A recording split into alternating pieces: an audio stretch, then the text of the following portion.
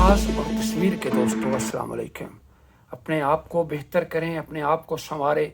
जब हम संवरेंगे तो हमारा मुआशरा संवरेगा। रसूल सल्लल्लाहु अलैहि वसल्लम ने एक शख्स का जिक्र फरमाया कि वो दूर दराज का सफ़र करता है और मुसाफिर की दुआ कबूल होती है, और इसके साथ साथ वो बिखरे हुए बाल और गुबार आलूद कपड़ों वाला है, परेशान हाल है। ये शख्स अपने दोनों हाथों को आसमान की तरफ फैला कर कहता है, ऐ मेरे परवरदिगार, ऐ मेरे परवरदिगार।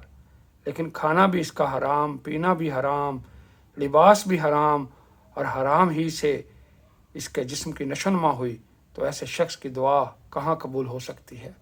दोस्तों, हराम खाने के बाद जब हम अल्लाह के यहाँ हाथ उठाते हैं तो वो दुआएं रद्द होकर वापस आ जाती हैं। कोशिश करें कि हम खुद और अपने बच्चों को हलाल कमाई खिलाएं, ताकि ना सिर्फ हमारी बल्कि हमारी आने वाली नस्लों की दुआएं कबूल हों, क्योंकि इसी तरह ही हमारी दुनिया और आखिरत संवर सकती है।